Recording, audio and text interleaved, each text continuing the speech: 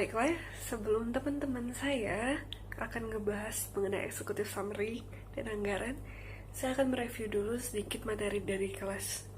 Dan ada beberapa latar belakang yang melatar belakangi kenapa kelompok kami memilih ini. Dan kalau teman-teman lihat nih ya, prospek pekerjaan yang sangat banyak menghasilkan laba. Itu apa coba? Pasti salah satunya bisnis kan.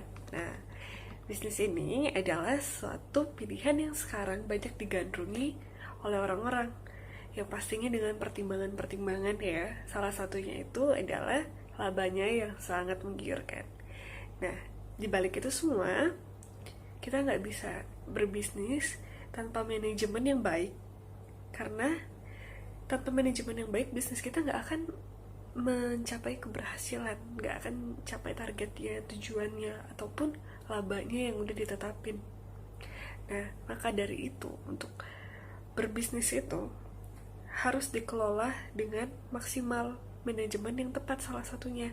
Manajemen itu kita bisa peroleh dari sumber daya manusia atau SDM, fisik, keuangan, maupun informasi.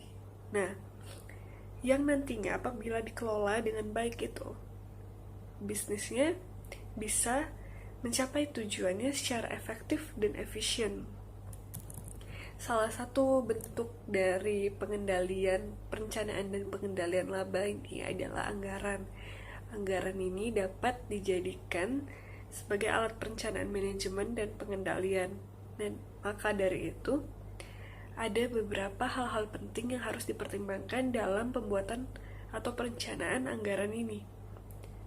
Kalau teman-teman berbisnis, gak peduli bisnisnya itu mau bisnis yang kecil, menengah, atau besar, teman-teman pasti butuh yang namanya anggaran. Makanya teman-teman akan melewati proses yang namanya perencanaan anggaran.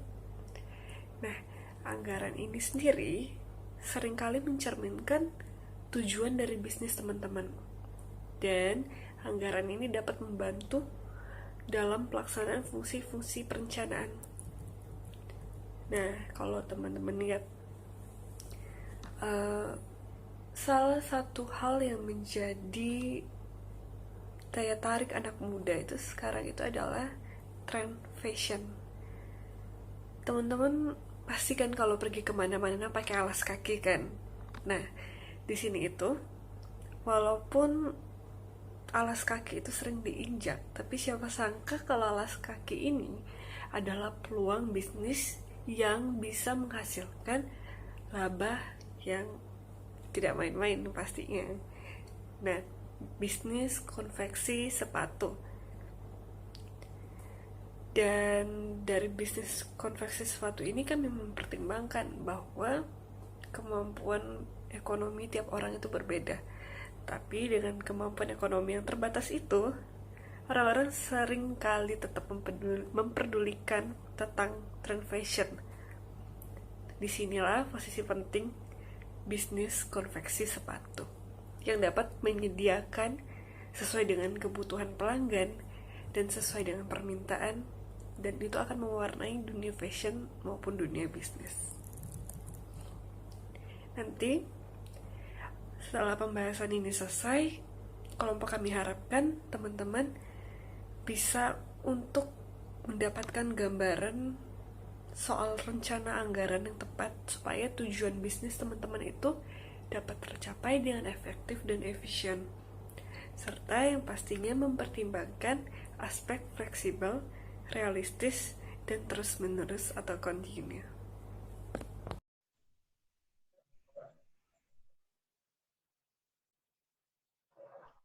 Oke, di slide selanjutnya yaitu kita akan membahas executive summary.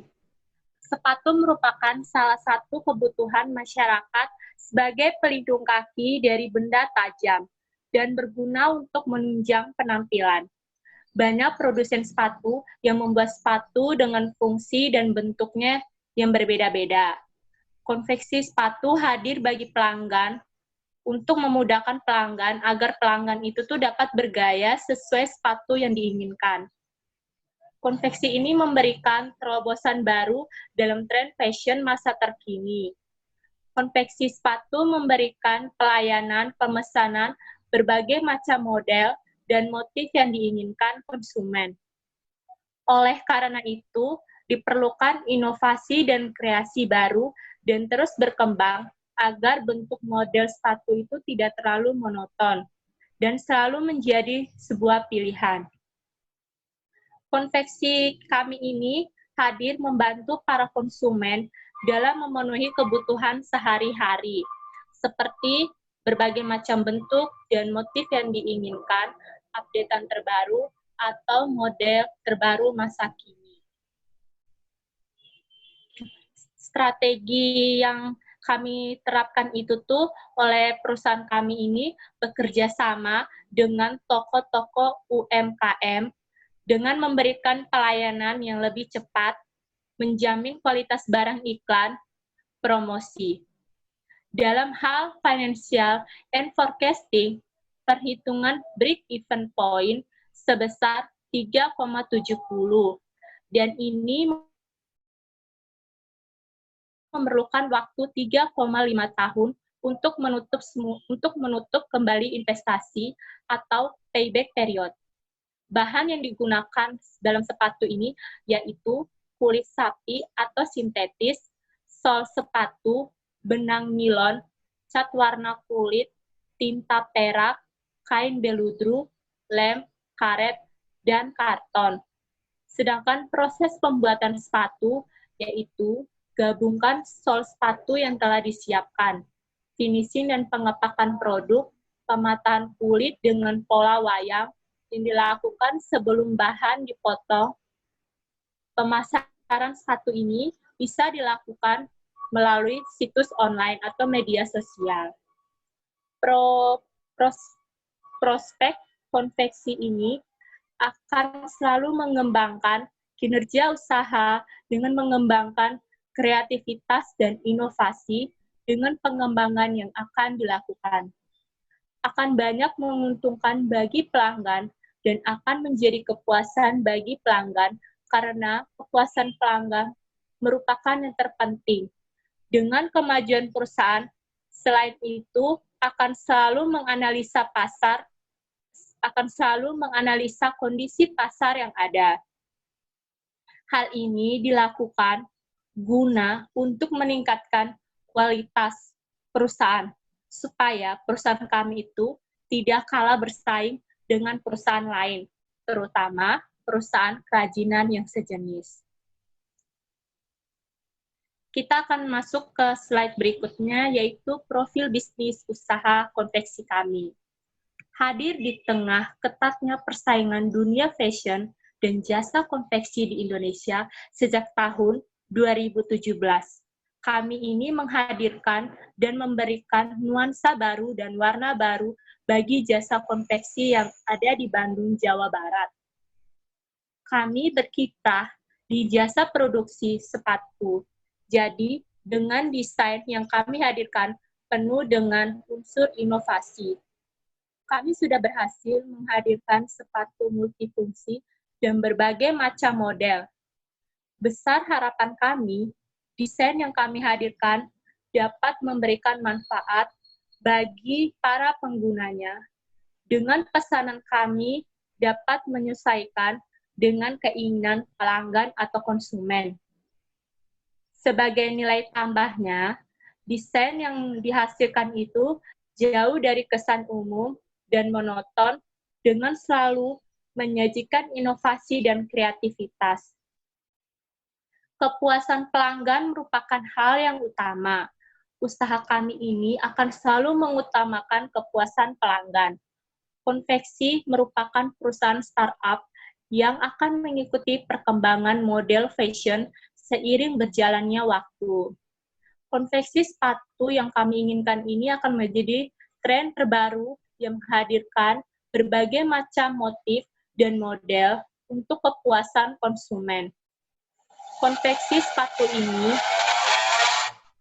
akan selalu mengikuti selera di semua kalangan, seperti memberikan ide kreatif dan inovasi agar sepatu kami ini tidak terlalu monoton. dengan menambahkan motif-motif di pemilihan produk yang banyak disukai semua kalangan. Apa yang menjadi tren sekarang ini bakal mengikuti perkembangan zaman dan sesuai peminat dan permintaan konsumen. Berikut itu ada visi dan misi dari perusahaan kami. Yang pertama itu visi. Nah, menjadi vendor yang inovatif dan berorientasi pada nilai kepuasan pelanggan. Sedangkan misi dari usaha kami itu, kami memaksimalkan kebutuhan stakeholder dari menjalin kemitraan yang positif untuk sebuah usaha. Tadi saya sudah membahas tentang profil bisnis. Nah, nama usaha kami itu Ojo Isin. Itu terdapat artis sebuah logonya. Yang pertama itu nama. Nah, nama bisnis konveksi ini Ojo Isin diambil dari bahasa Jawa yang artinya jangan malu. Kami memilih nama ini dengan harapan agar masyarakat, terutama kaum muda, tidak malu menggunakan sepatu karya bangsa sendiri, karena di tengahnya marak brand dari luar negeri. Sedangkan warna biru, yaitu menggambarkan kecerdasan dan rasa percaya diri akan usaha konveksi kami yang tidak kalah dengan produk-produk luar negeri, dan didesain dengan motif-motif yang beraneka ragam modern. Sedangkan tulisan OI yaitu merupakan singkatan dari nama konveksi sepatu sendiri yaitu Ojo Isin. Hal ini bertujuan agar mudah diingat oleh masyarakat luas. Selanjutnya saya akan kembali kepada Nanda Aryani.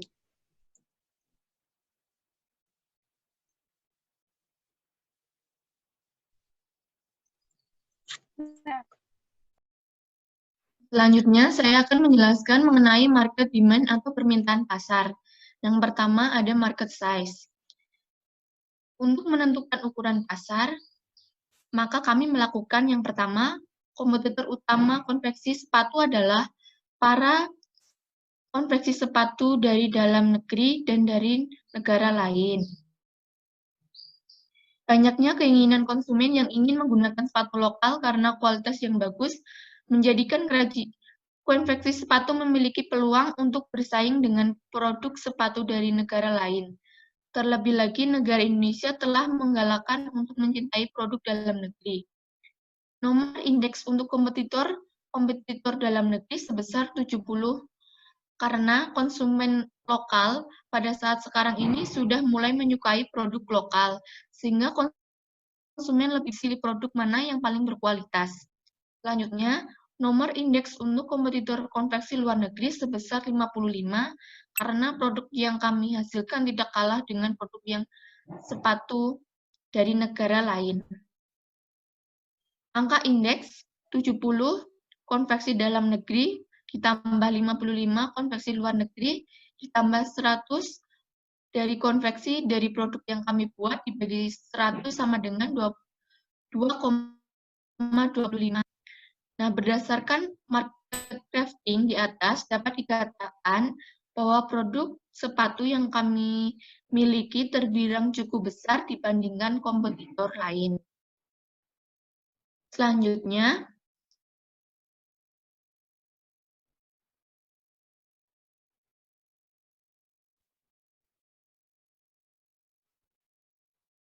ada market growth.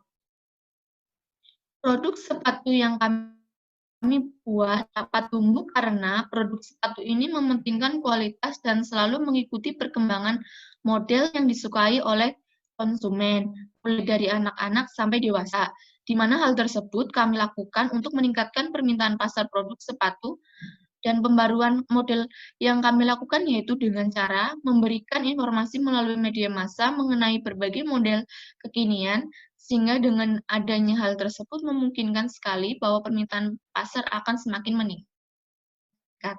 Slide selanjutnya.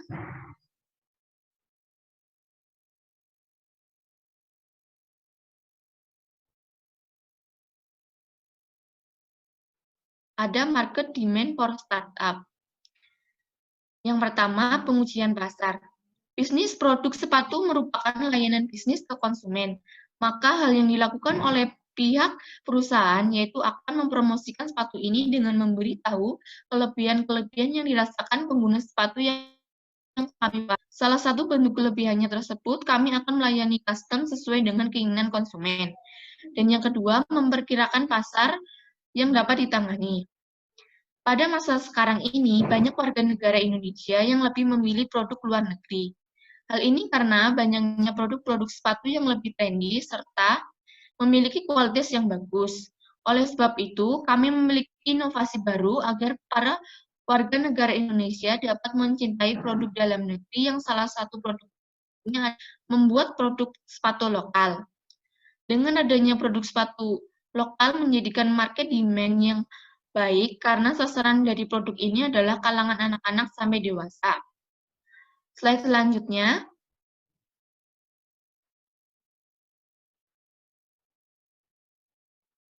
Mengenai resiko permintaan pasar dan peluang.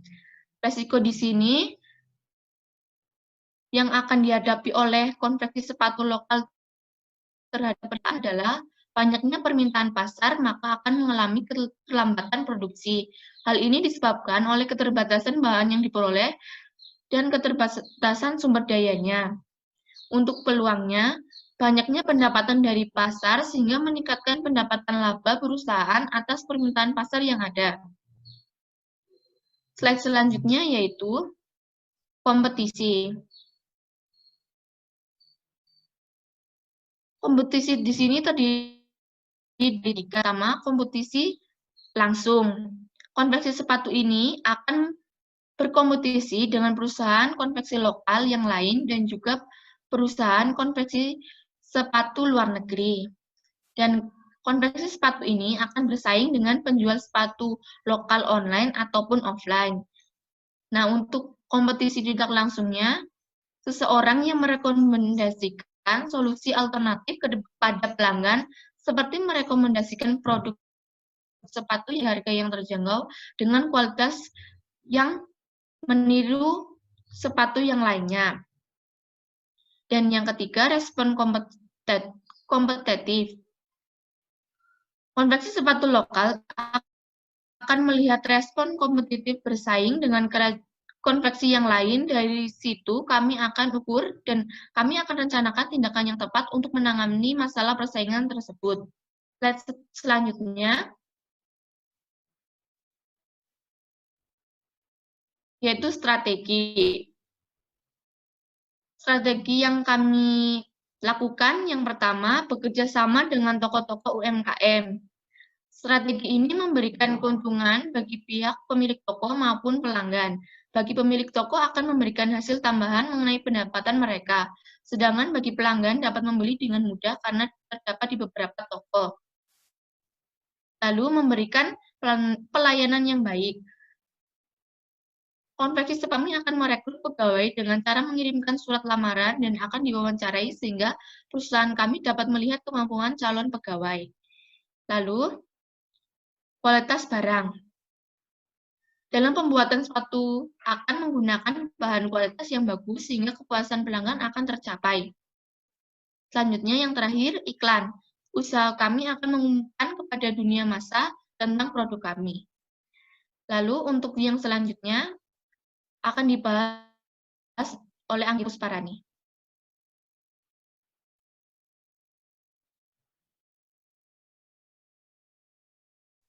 Selanjutnya, saya akan menjelaskan tentang sumber daya. Salah satu bagian yang paling penting di dalam suatu usaha adalah sumber daya manusia. Tanpa adanya sumber daya manusia, suatu usaha tidak akan bisa berjalan dengan baik. Dalam suatu usaha yang kami ambil adalah konveksi sepatu. Pada konveksi sepatu, kami membutuhkan sumber daya manusia. Sumber daya manusia tersebut kami bagi menjadi dua, yaitu sumber daya manusia untuk bagian produksi dan sumber daya manusia untuk bagian pemasaran. Selanjutnya ada sumber daya peralatan dan persediaan. Sumber daya peralatan dan persediaan yang kami gunakan ini menggunakan bahan baku yang berkualitas dan untuk persediaan lainnya kami memesan kepada pemasoknya langsung. Di dalam sumber daya kami membaginya menjadi dua. Yang pertama, deskripsi pembagian unit kerja, dan yang kedua, spesifikasi pekerjaan. Di dalam deskripsi pembagian unit kerja, kami membagi menjadi beberapa bagian. Untuk spesifikasi yang pertama, pada karyawan produksi, kami menentukan beberapa syarat seperti yang pertama, karyawan produksi terdiri dari wanita ataupun laki-laki, bertanggung jawab dan dapat dipercaya, berusia minimal 20 tahun. Untuk karyawan pemasaran, spesifikasi kami yang pertama, wanita atau laki-laki, usia minimal 20 tahun, minimal tamatan S1 marketing, memiliki pribadi baik, dan juga ramah. Untuk bagian bendahara atau keuangan, spesifikasi kami adalah wanita, jujur dan berkepribadian baik, tampilan menarik, pendidikan terakhir minimal S1, bidang akuntansi.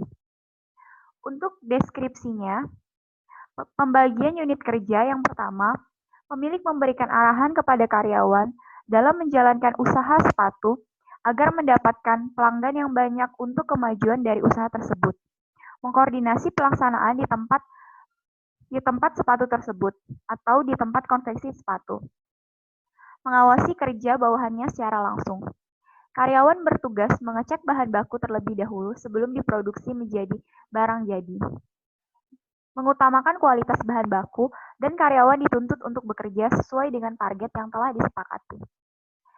Bendahara atau bagian keuangan mengelola keuangan usaha serta pengalokasian dana untuk proses operasional bisnis kerajinan sepatu atau konveksi sepatu.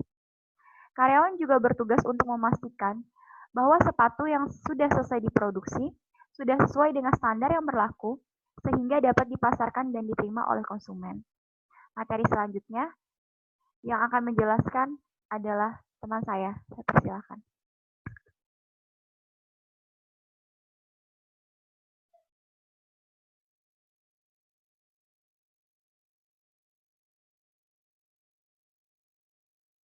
Baiklah, terima kasih atas kesempatannya. Saya akan menjelaskan tentang keuangan dan anggaran. Pada mulanya, modal usaha berasal dari masing-masing anggota dengan dana yang terkumpul adalah 36 juta, yang terdiri dari biaya bahan baku, perlengkapan dan peralatan, biaya listrik, pajak, biaya operasi, dan biaya lainnya. Setiap anggota menyediakan modal sekitar 7 juta, dan pembagian keuntungan sendiri akan dibagikan ke para anggota sebesar 80% untuk keseluruhan atau 20% per anggota. Sedangkan 20%-nya merupakan laba ditahan untuk mengantisipasi jika ada perbaikan maupun pergantian peralatan dan perlengkapan. Pada mulanya, kami melakukan investasi untuk pengurusan izin tempat usaha sekitar 5 juta. Setelah itu, kami menganggarkan untuk investasi aktiva tetap senilai 30.930.000. Lalu kita juga menganggarkan untuk peralatan yaitu 31.886.000 dan untuk biaya bahan baku ada 17.960.000 serta biaya tenaga kerja per bulannya ada 51.630.000 dan total per tahunnya ada 619.560.000. Dari data tersebut, pendapatan yang dapat kami rangkum sebagai berikut. Untuk perharinya, kami dapat menghasilkan 60 pasang sepatu dengan harga per unit 200.000, sehingga total untuk satu hari itu bisa 12 juta. Lalu untuk satu bulannya, kami dapat menghasilkan 1.800 pasang sepatu dengan harga per unit 200.000 dan totalnya adalah 360 juta.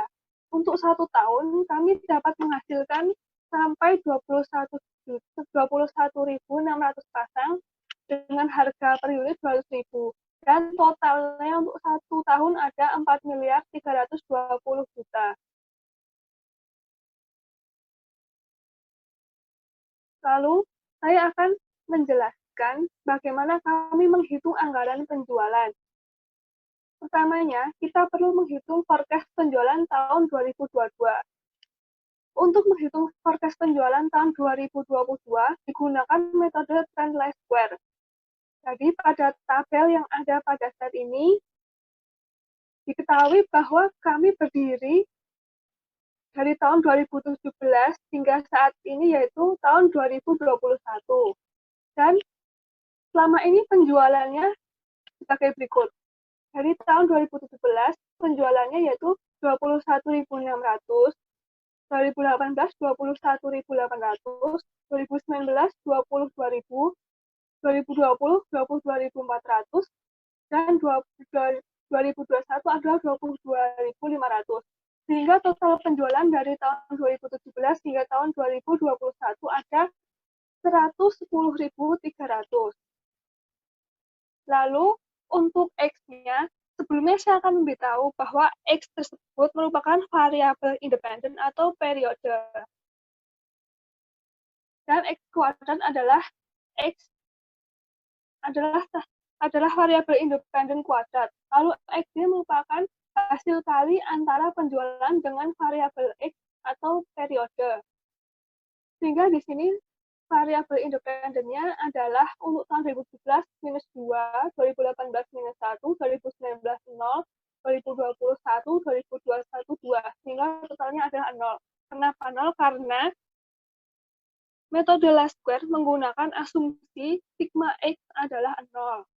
Lalu untuk X kuadrat, untuk 2017 minus 2 kuadrat yaitu 4, 2018 minus 1 kuadrat yaitu 1, 2019 minus 0 yaitu 0, 2020 minus 1, plus 1 kuadrat sama dengan 1, 2021 2 kuadrat sama dengan 4 sehingga totalnya adalah 10. Lalu untuk X-nya sendiri, maka untuk tahun 2017 21.600 dikalikan minus 2 sehingga hasilnya 43.200. Untuk tahun 2018 21.800 dikali minus 1 hasilnya minus 21.800. 2019 0 karena dikalikan 0 dan 2020 22.400 dikali 1 yaitu 22.400 dan untuk tahun 2021 ada 22.500 dikali 2 hasilnya 45.000 sehingga di total dari tahun 2017 hingga tahun 2021 ada 2.400. Untuk menghitung forecast penjualan tahun 2022 kita perlu mengetahui Y di tahun 2022 tersebut. Caranya adalah menggunakan rumus A ditambah B dikali X. A sendiri merupakan nilai konstanta dan B merupakan koefisien regresi. Dan X sendiri merupakan variabel independen atau periodenya. Jadi, kita menghitung A tersebut terlebih dahulu. A dapat dihitung dengan cara sigma Y dibagi N, yaitu 1010.300 dibagi 5, N-nya 5 karena dari 5 tahun 2017 hingga 2021 menghasilkan 22.060 unit. Lalu menghitung B dengan cara sigma XY dibagi sigma X kuadrat, yaitu sigma XY-nya tadi ada 2.400 dibagi 10, 10-nya dari X kuadrat tadi. Jadi hasilnya 240 unit. Lalu untuk menghitung Y tahun 2022, dimasukkan ke rumus sehingga menjadi 22.060 ditambah 240 unit dikali 3. Jadi hasilnya 22.780. Maka forecast penjualan atau ramalan penjualan untuk tahun 2022 ada 22.780 unit yang akan dihasilkan. Lalu slide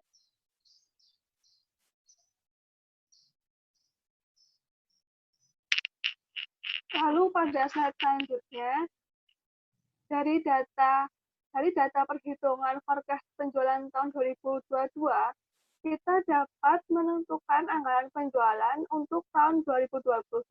Pertama, perlu diketahui bahwa produk direncanakan akan didistribusikan di 2 daerah pemasaran, yaitu di Surabaya dan Bali, dengan proporsi penjualan untuk Surabaya sendiri 60% dan untuk Bali adalah 40%. Dan harga jual untuk daerah Bali adalah 270.000, Sementara untuk Surabaya ada 200.000. Lalu dengan data tersebut kita dapat membuat anggaran penjualan tahun 2022. Pertama, untuk Surabaya. Di sini kita membagi menjadi 3 kuartal, yaitu kuartal pertama, kuartal kedua, dan ketiga. Lalu pada daerah Surabaya di kuartal pertama ada 3.276 unit dengan harga per unit 200.000 dan totalnya menjadi 655.200.000. Di kuartal kedua ada 4.280 unit dengan harga 200.000 sehingga menjadi 856 juta. Dan pada kuartal ketiga ada 6.112.000 dengan harga per unit 200.000 dan menjadi 1.222.400.000. Dan total dari Surabaya itu sendiri ada 13.668 yang merupakan proporsi penjualan 60% dari forecast penjualan tahun 2022 atau bisa disebut 22.380 unit dikali 60% sehingga menghasilkan 13.668. Lalu untuk daerah Bali sendiri merupakan 40% dari proporsi penjualan sehingga 40% dikali 22.780 unit dari ramalan penjualan tahun 2022 sehingga hasilnya 9.112. Dan pada daerah Bali pada kuartal pertama ada 2.100 unit dengan harga per unit 270.000 sehingga menjadi 567 juta. Lalu pada kuartal kedua ada 3.012 unit dengan harga per unit 270.000 sehingga menjadi 813.240 juta. Lalu di kuartal ketiga ada 4.000 unit dengan harga 270.000 menjadi 1.080 juta. Dan total untuk Bali ada 2.460.240.000. Dan total untuk Surabaya ada 2.733.600.000. Lalu ada total penjualan. Total penjualan ini kita hitung dari Surabaya dan Bali dari kuartal 1 sampai kuartal ketiga. Pada kuartal pertama, Surabaya dan Bali memiliki total penjualan 1.222.200.000. Lalu pada kuartal kedua ada 1.669.240 juta. Maaf, 1.669.240.000. Lalu pada kuartal ketiga ada 2.302.400.000. Dan total penjualan dari kuartal 1 sampai kuartal 3 di daerah Surabaya dan Bali ada 5.193.840.000. Sekian penjelasan saya. Lalu setelah ini akan dijelaskan oleh Maria Karin.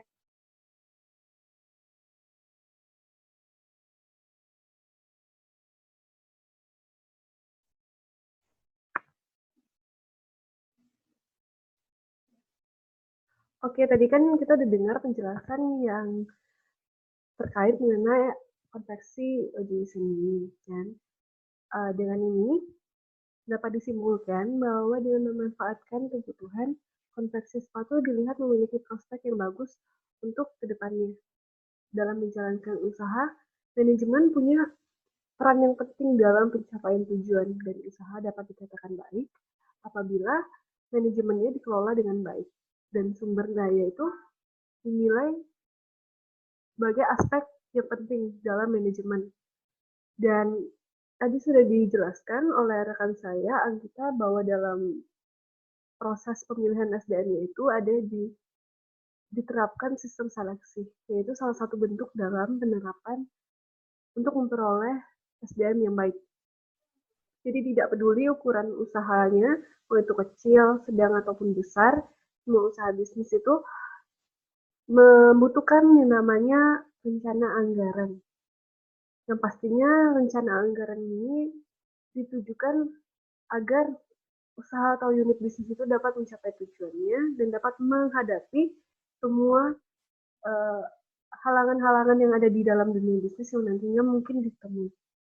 Sekian presentasi dari kelompok kami. Terima kasih.